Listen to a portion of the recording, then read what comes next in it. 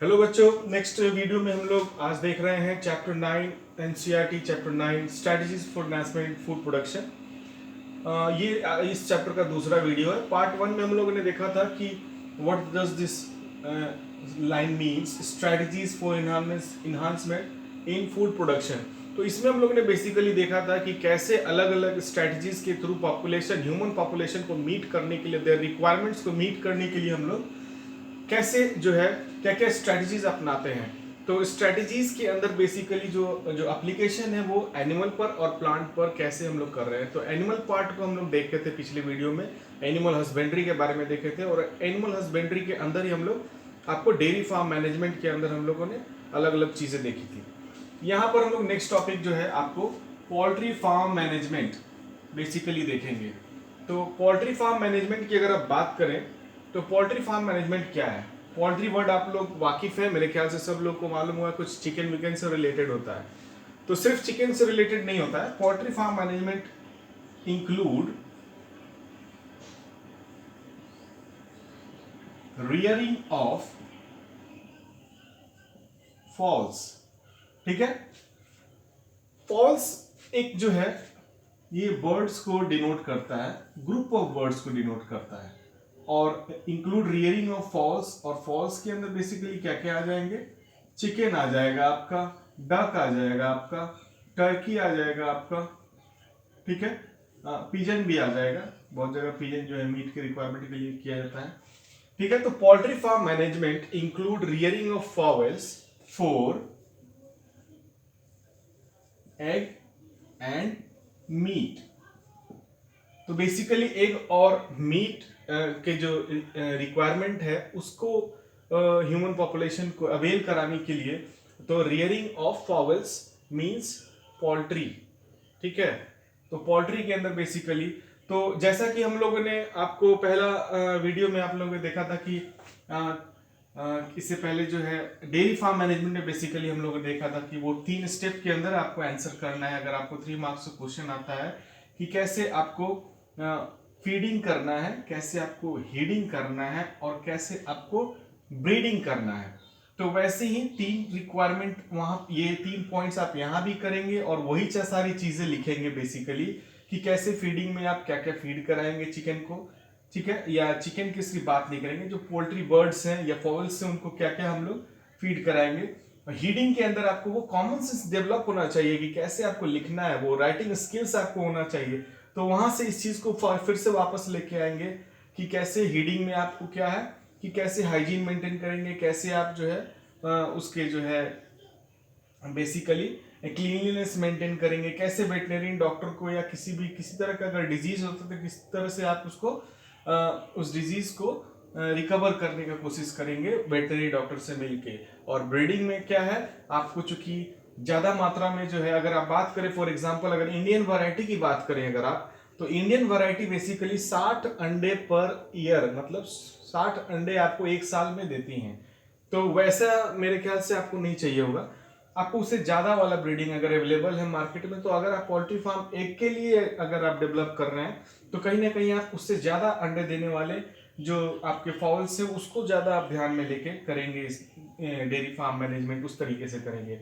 तो ब्रीडिंग के अंदर बेसिकली हम लोग देखेंगे एग्जांपल्स कुछ, जहां पर आपको ऐसे क्रॉस या हाइब्रिड वैरायटी जो है वो डेवलप किया गया है और कैसे वो ऑलमोस्ट जो अगर बात करें तो 260 एग पर ईयर तक आप जो है अचीव करते हैं उन वैरायटी से। तो यहाँ पर बहुत इंटरेस्टिंग इंफॉर्मेशन आपको देखने को मिलेगा कि कुछ बातें तो चिकन विकन सब लोग खाते भी हैं, चिकन के बारे में बहुत लोगों को मालूम भी होगा, लेकिन कुछ बातें हम लोग करेंगे। ठीक है, तो अगर मान लीजिए कि फॉवल्स मीट का रिक्वायरमेंट पूरा करता है तो वैसे फॉवल्स, वैसे बर्ड को हम लोग क्या बोलते हैं, ब्रॉयलर्स बोलते हैं। और अगर एग के रिक्वायरमेंट को पूरा करता है तो हम लोग उसको बोलते हैं लेयर्स। ध्यान रखिएगा, ये क्वेश्चन आता है और आपको मालूम होना चाहिए। ठीक है, बायोलॉजिस्ट या आप एज अ बायोलॉजिस्ट अगर आप पढ़ रहे हैं तो आपको औरों से ज्यादा नॉलेज होना चाहिए, उसकी डिटेल इंफॉर्मेशन आपके पास होनी चाहिए। और ये सिलेबस में भी नहीं है, ऐसा नहीं कि बस ज्ञान बढ़ाने के लिए कुछ भी पढ़ना है। ठीक है, तो लेयर्स और ब्रॉयलिंग की बात करें। नेक्स्ट अगर एक चीज देखेंगे कि चिकन का क्या मतलब होता है। तो चिकन का क्या मतलब है, तो ब्रॉड चिकन में क्या मेल कौन है, फीमेल कौन है, उसको क्या बोलते हैं, तो ये आपको थोड़ा सा आइडिया मैं यहाँ पर देता हूँ। ठीक है, तो चिकन की बात करें तो जैसे ह्यूमन है, तो ह्यूमन के अंदर क्या है, ह्यूमन के अंदर मेल है और फीमेल है। ठीक है, तो उसी तरह से चिकन के अंदर अगर बात करें तो रूस्टर जो है वो एडल्ट है, मेल, और हेन जो है वो क्या है, फीमेल है। उसी तरीके से बात करें तो यंगर चिकन को क्या बोलते हैं आप, जो छोटे छोटे चिकन्स दिखाई देते हैं उसको क्या बोलते हैं आप, चिक्स, चूजे। ठीक है, तो उनको अगर डिवाइड करें, उनको आप इजीली क्लासिफाई डिस्टिंक्ट नहीं कर पाएंगे कि हाँ कौन मेल है कौन फीमेल है। तो आपको मालूम होना चाहिए कि चिक्स की अगर बात करें, छोटे चिक्स की बात करें, तो वहां पर आपको अलग है टर्म उनको डिनोट करने के लिए, उसका नाम है कॉकेरल। अच्छा, यहाँ पर जो रूस्टर है उसी को हम लोग कॉक बोल सकते हैं। ठीक है, तो ये मालूम होना चाहिए। कॉक वर्ड आपको मालूम है, हेन आपको मालूम है, तो कॉक की जगह पर आपको एमसीक्यू में कॉक नहीं पूछेगा, रूस्टर पूछेगा, और चिक्स में आपको कॉकरल पूछेगा और पुलेट्स पूछेगा। तो मेरे ख्याल से कुछ बातें तो ऐसी हैं जो आप जो है नई पहली बार सुन रहे हैं और आपको मालूम होना भी चाहिए। अब आइए वैरायटी के ऊपर बात करते हैं। तो पोल्ट्री फार्म मैनेजमेंट के अंदर जो है बेसिकली कुछ वैरायटीज के नाम आपको मालूम होना चाहिए। तो वैरायटी के अंदर बात करें तो इंडियन वैरायटी सबसे पहला अगर देखें, जो कि 60 एग पर एग जो है, 60 एग पर ईयर जो है, तो इंडियन वैरायटी के अगर अंदर बात करें तो इसमें सबसे वेल नोन वैरायटी है असील। ठीक है, असील वैरायटी जो है बेसिकली जो मुर्गे फाइट वगैरह जो देखते हैं आप, मुर्गे की लड़ाई, तो उसमें जो है वो जो असील वाला, क्योंकि ये स्ट्रांग होता है। ठीक है, तो असील वैरायटी। उसके अलावा गैगस, GHAGUS, गैगस वैरायटी। नेक्स्ट आपको एग्जोटिक वैरायटी या फॉरेन वैरायटी की बात करें तो एग्जोटिक वैरायटी में हम लोग देखेंगे सबसे इंपॉर्टेंट नाम आपको जो है भूलना नहीं है, रोडे, आपको ये नाम नहीं भूलना है, रोडे island red and white leghorn, ये एक अमेरिकन वैरायटी है। ठीक है, उसके अलावा आपको बहुत सारे अलग अलग वैरायटीज हैं। उसके अलावा कुछ इंग्लिश वैरायटी है इंग्लैंड के, उसका नाम है रेपकैप, कोची, ब्रह्मा, ऐसा कुछ नाम है। ठीक है, तो ये हो गया एग्जैक्टिक। अब आइए कुछ एग्जांपल्स जो कि इंपॉर्टेंट है, ये एग्जांपल इंपॉर्टेंट है क्योंकि ये क्या है, ये क्रॉस ब्रीड है या हाइब्रिड है, cross breed variety, cross breed high yielding variety, high yielding variety. तो इसके अंदर कुछ एग्जांपल्स आप देखेंगे। इसमें बेसिकली क्या है, वो एग्जांपल्स हैं जो बहुत ज्यादा अंडे देते हैं, उसके एग्जांपल्स आपको एमसीक्यूज में इंपॉर्टेंट है। ठीक है, तो ILS 82 और ILS 82 और B77, ये दोनों ऑलमोस्ट 200 एग पर ईयर जो है देते हैं। उसके अलावा आपको एक है एग्जांपल HH 260, ये मैक्सिमम एक 260 से नाम ही है, 260 एक पर ईयर जो है ये यील्ड करते हैं। तो वैरायटी के एग्जांपल्स, और आपको बेसिकली पोल्ट्री फार्म मैनेजमेंट के जब क्वेश्चंस आएंगे तो कहीं ना कहीं आपको 3 मार्क्स के अंदर वो टॉपिक लिखना होगा, कैसे आपको वो ब्रीडिंग, फीडिंग और हीडिंग करना है। ठीक है, उसके अलावा आपको कुछ वैरायटी के नाम लिखने होंगे, इंडियन वैरायटी, एक्सोटिक वैरायटी, तो पूरे के पूरे मार्क्स आपको मिलेंगे। ठीक है, जरूरी नहीं है आप यहाँ पर ये ब्रॉयलर अगर ये सब इंफॉर्मेशन देते हैं तो बहुत अच्छी बात है, लेकिन ये चिक्स किसको बोलते हैं, कॉकरल, पुलेट्स किसको बोलते हैं, ये एमसीक्यूज अगर आता है सामने से तो वहां पर आप लिखेंगे। अदरवाइज 3 मार्क्स में अगर पोल्ट्री फार्म मैनेजमेंट आपको क्वेश्चन बेसिकली बोर्ड एग्जाम में आता है तो आपको वहां पर वो जो एनिमल ब्रीडिंग में आपको डेयरी फार्म मैनेजमेंट में जो वो 3 पॉइंट्स दिया था, यहाँ लिख देता हूं मैं कि आपको क्या किस पे बात करना है। Management of poultry farm include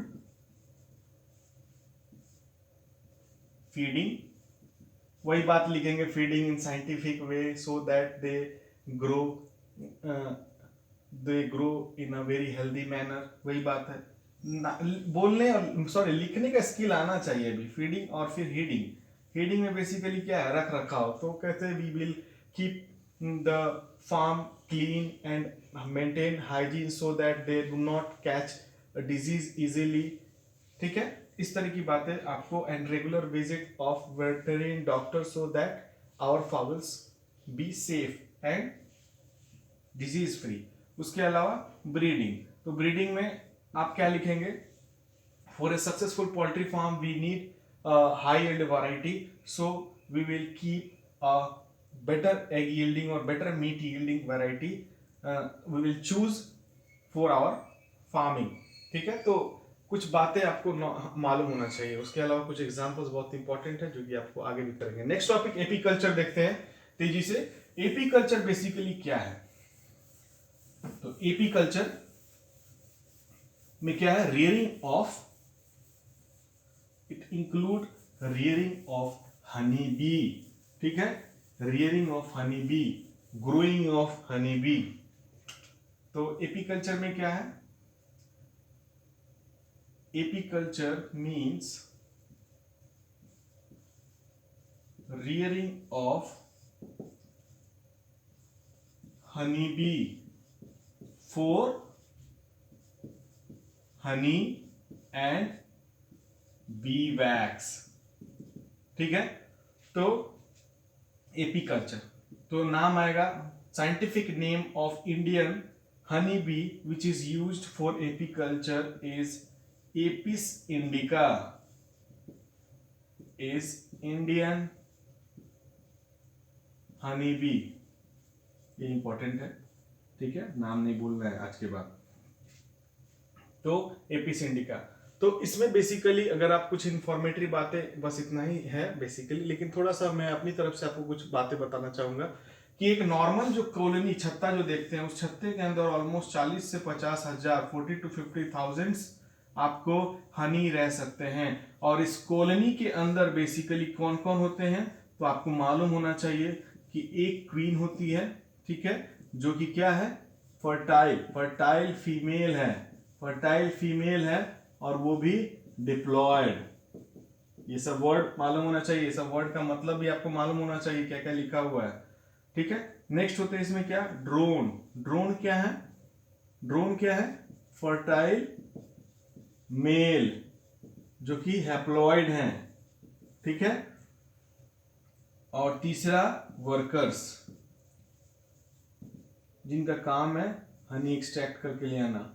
queen जो है वो क्या खाती है, तो वो उसको बोलते हैं हम लोग royal jelly, royal jelly Honey, जो कि बेसिकली जो इन वर्कर्स ने जो हनी एक्सट्रैक्ट किया है उनके सलाइवरी ग्लैंड के अंदर से जो सिक्रीट होता है उसको रॉयल जेली बोलते हैं, और क्वीन उसको फीड करती है।